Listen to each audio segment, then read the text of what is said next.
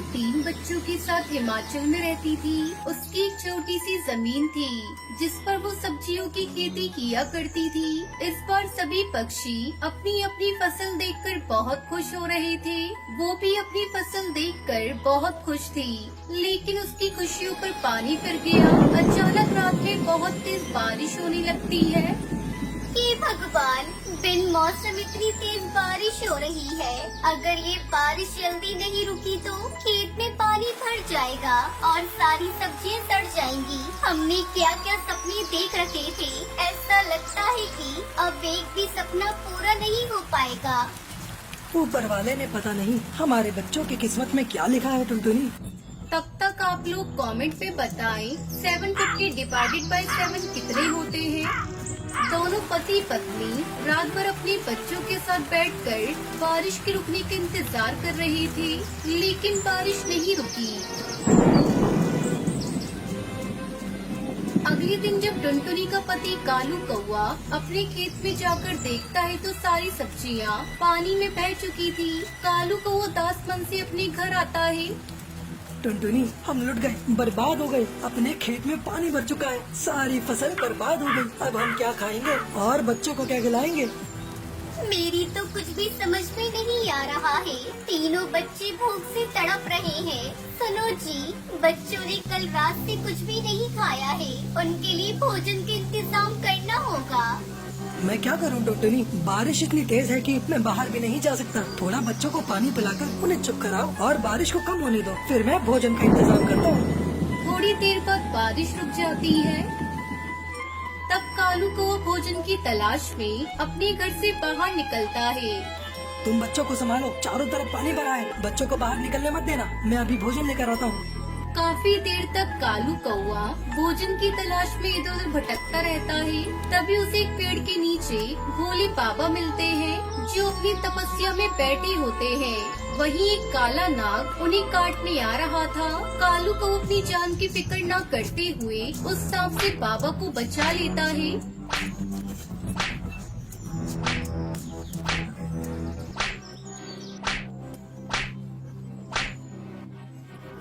बहुत खूब बेटा, तुमने अपनी जान की परवाह न करते हुए मेरी जान बचाई है। बोलो तुम्हें क्या चाहिए?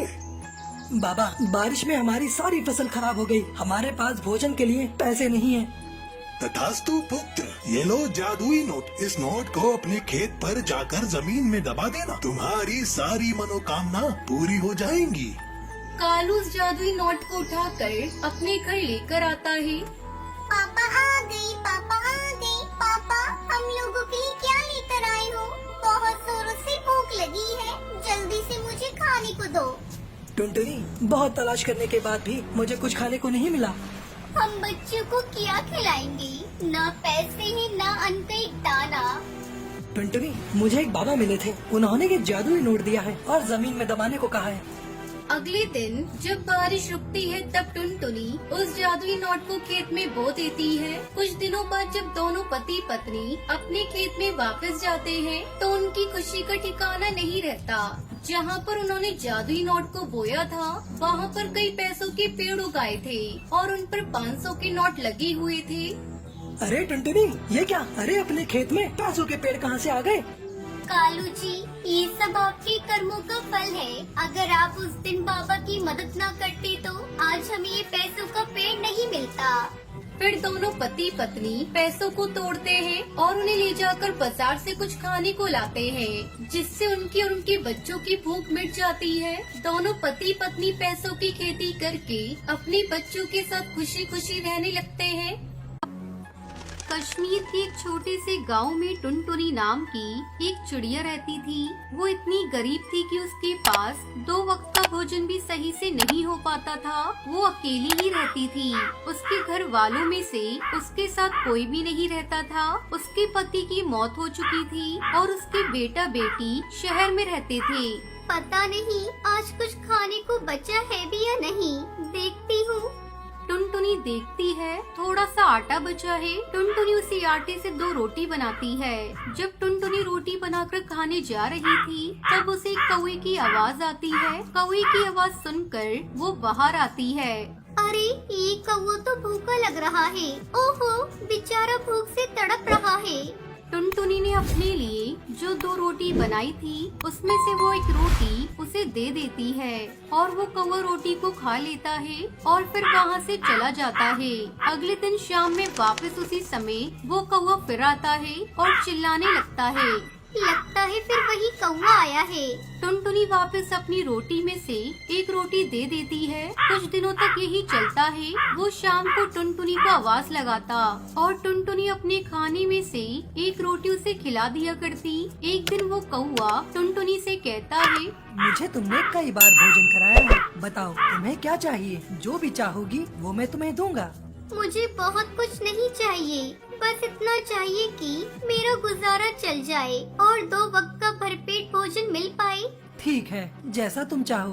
कौवा टुनटुनी को उसकी जरूरत की सभी चीजें लाकर दिया करता था। एक दिन गांव में बहुत बड़ी बाढ़ आ जाती है। इस बाढ़ में टुनटुनी का घोंसला बह जाता है। हे भगवान, ये क्या हो गया? मैं कहाँ रहूंगी, क्या खाऊंगी? कुछ दिनों तक वो कौवा टुनटुनी के पास नहीं आता है। लगातार 6 दिनों से टुनटुनी भूखी थी। 6 दिन बाद कौवा टुनटुनी के पास आता है। जब वो आता है तब वो देखता है टुनटुनी की हालत बहुत खराब है। वो उड़ भी नहीं पा रही है और अब उसका अंतिम समय भी आ गया है। बताओ तुम्हारी आखिरी इच्छा क्या है? मैं उसे पूरा करूँगा। मैं चाहती हूँ कि तुम मेरे बच्चे जो शहर में रहते हैं उनको मेरे पास लेकर आओ। मैं उन्हें आखिरी बार देखना चाहती हूँ। अच्छा ठीक है। कौवा अपने जादू से देखता है कि वो कहाँ है। टुनटुनी के बेटा बेटी जिस शहर में रहते थे, कौवा वहाँ चला जाता है और उनसे कहता है, तुम्हारी माँ की तबीयत बहुत खराब है। वो अपने आखिरी दिन में आ चुकी है। उनकी हालत बहुत खराब हो गई है और वो अपने अंतिम समय में तुम दोनों को देखना चाहती हैं। ये सुनकर टुनटुनी के बेटा बेटी कौवे के साथ आने के लिए मान जाते हैं। जब वो सभी वहाँ पहुँचते हैं तब तक टुनटुनी की मृत्यु हो चुकी होती है। वो देख सभी बहुत दुखी होते हैं और टुनटुनी की ओर देखने लगते हैं। ये नहीं हो सकता, मैं टुनटुनी की आखिरी इच्छा पूरी नहीं कर पाया। ये सुनकर कौवा जोर जोर से रोने लगता है। कैसी इच्छा कौवा भाई? वो तुम दोनों को आखिरी बार देखना चाहती थी। हम लोगों ने कभी अपनी माँ से मिलने की कोशिश भी नहीं की, फिर भी वो अपने अंतिम समय में हमें ही याद कर रही थी। तुम तो जादुई कौवे हो, तुम्हारे पास कोई न कोई उपाय जरूर होगा। हमें बस एक बार अपनी माँ से गले लगाकर माफी मांगने दो। मुझे नहीं लगता है, मगर टुनटुनी के लिए हर वो कोशिश करूँगा जिससे उसकी अंतिम इच्छा पूरी हो। तो वो उसी वक्त वहाँ से उड़कर दूर गांव के किनारे अपने बाबा का इंतजार करने लगता है, जिन्होंने उसे जादुई शक्तियाँ दी थी। बाबा, मुझे एक मरे हुए पक्षी को कुछ वक्त के लिए वापस लाना है। मेरे लिए ये बहुत ज्यादा जरूरी है। कृपया करके आप मुझे कोई उपाय बताएं। इसके लिए तो बहुत बड़ा बलिदान देना होगा, जिसमें खतरा भी बहुत है। मैं कोई भी खतरा उठाने के लिए तैयार हूँ बाबा, आप बस मुझे उपाय बताइए। तो सुनो, तुम उस चिड़िया को ला सकते हो, मगर उसके लिए तुम्हें किसी और को उसकी जगह भेजना होगा। और जब तक वो चिड़िया धरती पर रहेगी, उसके बदले कोई और मरा रहेगा। मगर इसमें खतरा है, अगर एक पल भी देरी हुई तो वो चिड़िया धरती पर ही रह जाएगी और उसके बदले जो मरा है वो मरा ही रह जाएगा। कौवा बिना कुछ सोचे टुनटुनी के पास जाता है, उसे वापस बुलाता है और खुद की जान ले लेता है। कौवा जैसे ही मरता है, टुनटुनी जिंदा हो जाती है। टुनटुनी उठती है तो अपने सामने अपने बेटा बेटी को देखकर बहुत खुश हो जाती है। मेरे बच्चों, तुम दोनों को मैंने बहुत याद किया। दिन रात बस तुम दोनों के बारे में सोचती थी। हाँ माँ, हमें माफ कर दीजिए। हाँ माँ, हमें माफ कर दीजिए। हम कभी आपकी इज्जत नहीं कर पाए और ना ही आपके साथ कुछ वक्त बिता पाए। कोई बात नहीं बच्चों, मैं तुम दोनों से बिल्कुल नाराज नहीं हूँ। टुनटुनी उन्हें जी भरकर प्यार करती है कि उन्हें समय का पता ही नहीं चलता है और 1 घंटा होने वाला होता है। मगर मैं यहाँ कैसे आई? मैं तो मर गई थी ना। अरे हम तो भूल ही गए माँ, वो बेचारा कौवा हमें आपके पास लाया। उसने 1 घंटे के लिए अपनी जान दे दी ताकि आप हमारे पास आ सके और हम आपसे मिल सके। तब तो बच्चों मुझे जाना होगा। मैं उसकी जान नहीं ले सकती। आखिर उसी की वजह से मेरी अंतिम इच्छा पूरी हो सकी है। बच्चों तुम दुखी मत हो, तुम दोनों से आखिरी बार मैं इतनी अच्छे से मिल सकी, ये मेरे लिए काफी है। अब मुझे मत रोको, मुझे जाना होगा। टुनटुनी कौवे के पास जाती है और अपनी जगह उसकी जान वापस लाना चाहती है, मगर ऐसा कुछ नहीं हो पाता है क्योंकि टुनटुनी से 1 मिनट की देरी हो गई थी। हे भगवान, ये मैंने क्या कर दिया? मैंने अपनी वजह से इस बेचारे कौवे की जान ले ली। नहीं नहीं, ऐसा नहीं हो सकता, मुझे उसे वापस लाना ही होगा बच्चों। पर तब तक बहुत देर हो चुकी थी। कौवे ने एक रोटी का एहसान अपनी जान देकर चुकाया ताकि एक माँ अपने बच्चों से मिल सके।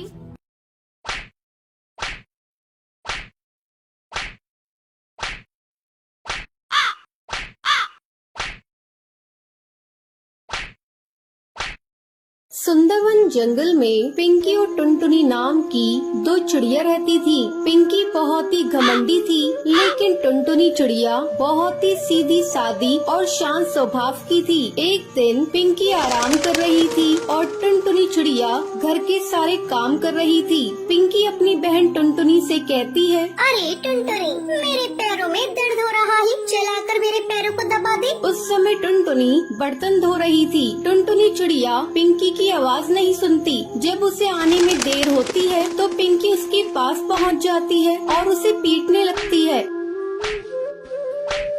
पता नहीं अपने आप को क्या समझती है, मैं पुकार रही हूँ और तू है कि सुनती ही नहीं।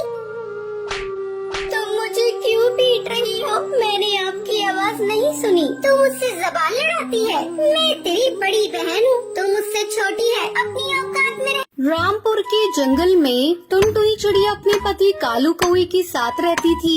उसकी एक बेटी थी जिसका नाम उसने पिंकी रखा था। कालू कौवा जंगल से लकड़ी काटता और घोड़ा गाड़ी में लेकर उसे शहर बेचने जाता था।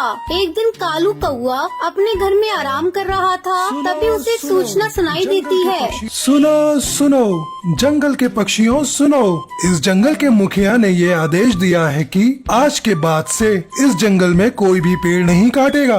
इस जंगल को पर्यटन स्थल बनाया जाएगा और जो कोई भी मुखिया के आदेश को नहीं मानेगा उसे कठोर दंड दिया जाएगा। सुनो सुनो। इस सूचना को सुनते ही कालू कौवे के होश उड़ जाते हैं। सारे पक्षी अपने अपने घोंसले से बाहर निकलते हैं। अरे बंटी भैया, ये पर्यटन क्या होता है? तुम्हें नहीं पता? पर्यटन का मतलब होता है घूमने फिरने की जगह। अब दूर दूर से पक्षी इस जंगल में घूमने आएंगे। ये तो बहुत अच्छी बात है बंटी, अब हमारे जंगल को बहुत फायदा होगा। यहाँ के पक्षियों की आमदनी बढ़ जाएगी। लेकिन मेरा धंधा तो चौपट हो जाएगा। मेरा तो लकड़ी काटने और बेचने का काम है, हमारे बाल बच्चे तो भूखे मर जाएंगे। दोनों पति पत्नी दुखी मन से अपने घोंसले के अंदर चले जाते हैं। अब क्या होगा जी? अभी तो आपने कुछ ही दिनों पहले कर्जा लेकर घोड़ा गाड़ी खरीदा था, अभी तो इसका कर्ज भी आपने चुकाया नहीं। अब आप क्या करेंगी जी? आपको तो कोई दूसरा काम भी करने नहीं आता। अब हम लोग कर भी क्या सकते हैं? टुनटुनी तू चिंता मत कर, भगवान एक रास्ता बंद करता है तो दूसरा रास्ता खोल देता है। इस तरह कई दिन गुजर जाते हैं। अब कालू कौवे के पास कोई काम नहीं था। उसने अपना घोड़ा गाड़ी अपने घर के पास ही खड़ा कर दिया था। एक दिन शहर के कुछ पक्षी उस जंगल में घूमने के लिए आते हैं। अरे वाह, ये जंगल कितना सुंदर है। आज तक हम लोगों को इसके बारे में पता ही नहीं था। यहाँ का दृश्य देखकर तो आनंद आ गया। लेकिन यहाँ एक ही कमी है, यहाँ घूमने फिरने के लिए कोई गाड़ियों की व्यवस्था नहीं है। उन टूरिस्ट की ये सारी बातें टुनटुनी चिड़िया अपने घर के बाहर खड़ी होकर सुन रही थी। वो जल्दी जल्दी कालू के पास जाती है। सुनते हो जी, हमारे जंगल में बाहर के जो पक्षी घूमने के लिए आ रहे हैं, उन्हें गाड़ी की सुविधा नहीं मिल रही है। इसके लिए वो पक्षी बहुत परेशान हो रहे हैं। क्या आप उनके लिए कोई व्यवस्था कर सकते हैं? मैं क्या कर सकता हूँ टुनटुनी, अपने पास तो एक ही घोड़ा गाड़ी था, वो भी आजकल पड़ा है। आप ऐसा क्यों नहीं करते? अपने घोड़ा गाड़ी की मरम्मत करवा लीजिए और फिर पक्षियों को उसी से पूरे जंगल में घुमाइए। कालू को टुनटुनी का ये आइडिया पसंद आ जाता है। वो अगले दिन ही अपनी घोड़ा गाड़ी की मरम्मत करता है और पक्षियों को फिर उससे पूरे जंगल में घुमाने लगता है। इस तरह कालू कौवे की आमदनी बढ़ जाती है। ये सब देखकर कालू कौवे का पड़ोसी चील जलने लगता है। एक रात जब सभी सो रहे थे तब चील कालू कौवे की घोड़ा गाड़ी को पूरी तरह से बर्बाद कर देता है और उसका घोंसला भी तोड़ देता है। अंधेरा होने के कारण कोई भी चील को देख नहीं पाता। हमने किसी का क्या बिगाड़ा था जो किसी ने हमारे घर को तोड़ दिया और हमारे घोड़ा गाड़ी को भी। मम्मी, अब हम लोग कहाँ जाएंगे? हमारा घर तो टूट गया। तू रो मत बेटा, सवेरा होने पर हम कोई न कोई इंतजाम करेंगे। तब तक हम लोग इस घोड़ा गाड़ी के नीचे रात गुजार लेते हैं। पूरी रात वो लोग उस गाड़ी के नीचे गुजारते हैं। वो कालू जी, ठाकुर साहब ने इस जंगल में पेड़ काटने पे अब तो रोक लगा दी है। हम अपना दूसरा घर भी नहीं बना सकते। क्यों ना हम लोग मिट्टी का अपना घर बनाकर उसी में अपना गुजारा करें। मैं नदी किनारे जाकर गीली मिट्टी का इंतजाम करता हूँ। इतना कहकर कालू कौवा मिट्टी लेने चला जाता है। फिर टुनटुनी चिड़िया एक सुंदर सा मिट्टी का अपना घर बनाकर अपने पूरे परिवार के साथ खुशी खुशी रहने लगती है। बहुत समय पहले रामपुर के जंगल में टूनी चिड़िया अपने पति बंटी कबूतर के साथ रहती थी। उसके 2 बच्चे थे, पिंकी चिड़िया और गोलू चिड़ा। बंटी कबूतर ठेले पर कुल्फी बेचा करता था। टूनी चिड़िया और बंटी कबूतर का छोटा और सुखी परिवार था। एक दिन टूनी चिड़िया बाजार से कुल्फी बनाने का सामान खरीद कर आ रही थी, तभी जिगरबाज उस पर हमला कर देता है। इस हमले में टूनी चिड़िया की मौत हो जाती है। दोनों बच्चे फूट फूट कर रोने लगते हैं। पापा, ये सब कैसे हो गया? माँ को किसने मार दिया?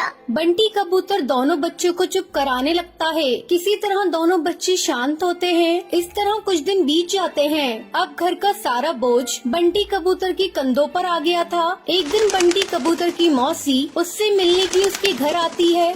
बंटी बेटा, मुझसे तुम लोगों की हालत देखी नहीं जाती। तू मेरी एक बात मान, बच्चों के खातिर तो दूसरी शादी कर ले। कब तक तो घर में पड़ा पड़ा बच्चों के लिए अपना काम धंधा बंद करके उन्हें देखता रहेगा। बंटी कबूतर को अपनी मौसी की बात सही लगती है। कुछ दिनों बाद वो टुनटुनी चिड़िया से शादी कर लेता है। टुनटुनी चिड़िया बच्चों का अच्छी तरह से ध्यान रखने लगती है। इस तरह 1 महीना गुजर जाता है। एक दिन टुनटुनी चिड़िया एक अंडा देती है। अंडा देने के बाद से टुनटुनी चिड़िया का बर्ताव बच्चों के प्रति बदल जाता है। एक दिन पिंकी चिड़िया और उसका भाई आपस में खेल रहे थे, तभी टुनटुनी उन्हें अपने पास बुलाती है। ए पिंकी, इधर सुन। आज से तेरा खेलना कूदना सब बंद। अब से तू अपने भाई के साथ मिलकर घर का सारा काम करेगी। डर के मारे दोनों बच्चे काम करने लगते हैं। काम करते करते उन्हें रात हो जाती है। तभी टूनी चिड़िया की आत्मा वहाँ आती है। उसे देखकर पिंकी चिड़िया डर जाती है। पिंकी बेटा, मैं तुम्हारी माँ हूँ। तुम मुझे देखकर डरो मत। तुम लोग सुबह से ही काम कर रही हो। अब जाओ थोड़ा आराम कर लो। तब तक मैं तुम्हारा सारा काम कर देती हूँ। तुम्हारी सौतेली माँ टुनटुनी चिड़िया को इस बारे में कुछ भी पता नहीं चलेगा। दोनों बच्चे आराम करने लगते हैं और भूतिया टूनी चिड़िया की आत्मा घर का सारा काम कर देती है। एक दिन जब दोनों बच्चे सो रहे थे तब टुनटुनी चिड़िया बंटी कबूतर को ले जाती है और उससे कहती है, तुम देख रही हो ना जी, तुम्हारे दोनों बच्चे कितने आराम से सो रहे हैं। मैं दिन भर काम करती हूँ, लेकिन इन्हें तो जरा भी परवाह नहीं। अब मुझसे इनके नखरे सहन नहीं होते। तुम इन्हें ले जाकर कहीं दूर छोड़ दो। कुछ ही दिनों में मेरा बच्चा भी अंडे से बाहर आ जाएगा। मैं नहीं चाहती कि मेरा बच्चा इनके साथ रहकर निकम्मा बन जाए। और अगर तुमने इन दोनों बच्चों को ले जाकर कहीं दूर नहीं छोड़ा तो मैं तुम्हें छोड़कर अपने मायके चली जाऊंगी। फिर अपना काम धंधा बंद करके अपने बच्चों को संभालते रहना। टुनटुनी, तुम जैसा कहती हो मैं वैसा ही करूँगा, लेकिन तुम मुझे छोड़कर अपने मायके मत जाना। बंटी कबूतर अपने दोनों बच्चों को ले जाकर जंगल के बाहर छोड़ देता है। दोनों बच्चे भूख से बेहाल इधर उधर भटक रहे थे। अचानक उन्हें एक पहचानी सी आवाज सुनाई देती है। कुल्फी ले लो कुल्फी, ठंडी ठंडी कुल्फी, मजेदार कुल्फी। पिंकी, वो देख, अपनी माँ कुल्फी बेच रही है। दोनों बच्चे उस कुल्फी वाली भूतिया चिड़िया की आत्मा के पास जाते हैं। माँ, हमें बहुत भूख लगी है, हमें भी कुल्फी खानी है। भूतिया टूनी चिड़िया की आत्मा दोनों बच्चों को कुल्फी देती है। ये लो बच्चों, कुल्फी, तुम लोग जी भर के खाओ। अब तुम्हें चिंता करने की जरूरत नहीं, मैं तुम्हारी देखभाल करूँगी। भूतिया टूनी चिड़िया की आत्मा दोनों बच्चों के लिए घोंसला बनाती है। बच्चों, आज से तुम दोनों इसी घोंसले में मेरे साथ रहोगे। मैं तुम दोनों को बहुत प्यार दूंगी। उस दिन की बात से भूतिया टूनी चिड़िया की आत्मा कुल्फी बेचकर उन दोनों बच्चों की देखभाल करने लगती है। इस तरह दोनों बच्चे खुशी खुशी इस भूतिया टूनी चिड़िया माँ के साथ अपनी जिंदगी बिताने लगते हैं। बंटी का ट्रांसफर सुंदरवन जंगल में हो गया था। वो अपनी पत्नी और बच्चों के साथ अपने नए घोंसले में शिफ्ट हो रहा था। ये जगह कितनी सुंदर है ना माँ, दूर तक पहाड़ और जंगल। ऐसा लगता है कि हम किसी टूरिस्ट प्लेस पर आ गए हैं। कहीं अकेले घूमने मत चली जाइयो, समझी? भूत पकड़ के ले जाएंगे। तुझे पता है ना ये घर कितना पुराना है। तुम दोनों ने फिर से लड़ना शुरू कर दिया। कल तुम लोग अपने नए स्कूल में जाओगे, उसकी तैयारी करो। टुनटुनी को ज्यादा घर का काम करने की आदत नहीं थी। काश मुझे यहाँ कोई काम वाली मिल जाती। मैं अकेले काम करते करते पागल हो जाऊंगी। टुनटुनी को किसी के दरवाजे खटखटाने की आवाज आती है। टुनटुनी दरवाजा खोलती है तो बाहर एक चिड़िया खड़ी थी। उसका चेहरा बहुत ही भयानक था। मेरा नाम टूनी है। क्या आपको इधर किसी काम वाली की जरूरत है? कमाल है, मैं काम वाली के बारे में सोच रही थी। तुम्हें किसने बताया कि मुझे काम वाली की जरूरत है? किसी ने मुझे नहीं बताया। मैंने कल रात आप लोगों को यहाँ देखा तो मैं समझ गई कि शहर के जंगल से कुछ पक्षी यहाँ रहने आए हैं। शायद उन्हें काम वाली की जरूरत हो। हाँ, मुझे जरूरत है और तुम आज से ही मेरे साथ काम करना शुरू करोगी। ठीक है मैम साहब, मैं किचन में काम करके आ जाती हूँ। सुनो टोनी, तुम्हें कैसे पता कि किचन दाई तरफ है? कुछ साल पहले यहाँ एक साहब रहकर गए थे तो मैंने यहाँ काम किया था, इसलिए मुझे इस घर का कोना कोना पता है। ये तो अच्छी बात है। घर साफ करने में मेरी मदद कर देना। तुम जरा ये बर्तन धो दो, मैं अभी आती हूँ। टुनटुनी बस 1 मिनट बाद किचन में लौटी तो उसकी आंखें फटी की फटी रह गई। टूनी ने सारे बर्तन धो के रख दिए थे।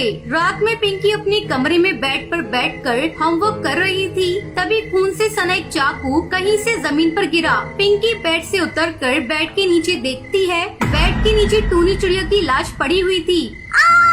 पिंकी की चीख सुनकर बंटी और टुनटुनी पिंकी के कमरे की तरफ दौड़े। क्या हुआ पिंकी चिड़िया? मेरे बेड के नीचे किसी की लाश पड़ी हुई है। बंटी और टुनटुनी बेड के नीचे देखते हैं। यहाँ तो कुछ भी नहीं है पिंकी। लगता है नई जगह होने की वजह से तुम डर गई हो। चलो हमारे साथ सो जाओ। एक दिन गोलू स्कूल से लौटा तो घर पर टूनी के अलावा कोई नहीं था। आंटी जी, मुझे बहुत भूख लग रही है, मेरे लिए एक ऑमलेट बना दो ना प्लीज। ठीक है, तुम अपने कमरे में जाओ, मैं लेकर आती हूँ। गोलू देखता है कि बिना सर की टूनी चिड़िया अपना भयानक खून से सना सर प्लेट में रखकर कमरे की तरफ आ रही है। कुछ देर बाद टुनटुनी बाजार से घर लौटी। गोलू बेटा कहाँ हो? जल्दी बाहर आओ, चलो शॉपिंग करने चलते हैं। जब गोलू टुनटुनी को कोई जवाब नहीं देता, वो उसके कमरे में जाती है तो देखती है गोलू जमीन पर पड़ा है और उसके सर से खून निकल रहा है। वो तुरंत हवाई मोटर से गोलू को अस्पताल लेकर जाती है। डॉक्टर गोलू का ट्रीटमेंट करते हैं। ये सब क्या हो रहा है? उधर बंटी ड्यूटी से घर वापस लौटा तो भूतिया टूनी चिड़िया की आत्मा अपने असली रूप में घर पर थी। अरे टूनी, तुम्हारी मालकिन और बच्चे कहाँ हैं? साहब जी, मालकिन तो गोलू को लेकर अस्पताल गई है। इस घर में आपकी और मेरे अलावा कोई और नहीं है। अब आपको मुझसे कौन बचाएगा साहब जी? आज का शिकार आप है मेरे। मैं आपको नहीं छोड़ूंगी, मार दूंगी। बंटी डर जाता है और घबराते हुए बोलता है, ये तुम क्या बोल रही हो? पागल हो गई हो? भूत भूत, भागो यहाँ से। वहीं भूतिया टूनी चिड़िया की आत्मा बंटी पर हमला कर देती है। उधर दूसरी तरफ टुनटुनी वापस घर आ रही थी, तभी उसकी पड़ोसन बबली कबूतरी वहाँ पर मिल जाती है। अरे टुनटुनी बहन, कैसी हो? बच्चे वगैरह कैसे हैं तुम्हारे? क्या बताऊं बबली बहन, जब से हम नए घर में रह रहे हैं, जब से कुछ न कुछ गड़बड़ हो रही है। मेरे बच्चे डर रहे हैं। वो तो मेरे घर में काम करने वाली टूनी है, जो मेरे घर को संभाले हुए है। बड़ी तेजी से काम करती है, आप उसे जानती होगी। क्या कहा टूनी? लेकिन टूनी तो 20 साल साल पहले मर चुकी है। 20 साल पहले एक साहब इस घर में रहते थे। उनकी अपनी बीवी से आए दिन लड़ाई होती थी। टूनी उन साहब के यहाँ काम करती थी। टूनी को साहब से प्रेम हो गया। शायद वो साहब भी टूनी से प्रेम करता था। जब ये बात साहब की बीवी को पता लगी तो बीवी ने एक दिन टूनी की हत्या कर दी। टूनी गरीब थी, इसलिए उसकी तरफ से किसी ने आवाज नहीं उठाई। उसकी आत्मा आज भी इस घर में भटकती है जिसमें तुम रह रही हो। टुनटुनी तेजी से अपनी घर की तरफ जाती है। तभी बंटी घायल होकर लड़खड़ाता हुआ वहाँ पर आता है। टुनटुनी और बंटी अपने बच्चों को लेकर उस घर से दूर चले जाते हैं। जाने से पहले वो दरवाजे पे एक पोस्टर लगा जाते हैं। पोस्टर पर लिखा है, इस घर में भूतिया टूनी चिड़िया की आत्मा रहती है, कृपया इस घर में प्रवेश ना करें। एक जंगल में रानी चिड़िया अपने पति बंटी कबूतर के साथ रहती थी। एक दिन वो उससे बोलती है, बंटी कबूतर, तुम्हें पता है आज क्या खास दिन है? हाँ रानी चिड़िया, मुझे पता है। आज हमारी शादी की 5वीं सालगिरह है। हैप्पी एनिवर्सरी रानी चिड़िया। आज शाम को हम दोनों एक साथ अपनी शादी की सालगिरह का सेलिब्रेशन करेंगे। इसलिए मैंने सोचा है मैं माँ को सुंदरवन जंगल से ले आता हूँ। वो भी हमारी खुशियों में शामिल हो जाएंगी तो अच्छा रहेगा। हाँ बंटी कबूतर, तुम बिल्कुल ठीक कह रही हो। ये कहकर बंटी कबूतर वहाँ से सुंदरवन जंगल के लिए निकल जाता है। तभी एक जिगरबाज उस पर हमला कर देता है। बेचारे बंटी कबूतर की वहीं मौत हो जाती है। जब ये खबर रानी चिड़िया और बबली कबूतरी को पता चलती है तो वो बहुत रोती है। रानी चिड़िया तुम रो मत बेटा, तुम्हारे रोने से बंटी कबूतर वापस नहीं आएगा। मेरी ही गलती है, वो मुझे ही लेने के लिए आ रहा था। काश मैं जिद नहीं करती तो आज मेरा बेटा जिंदा होता। रानी चिड़िया रोते हुए बबली कबूतरी से कहती है,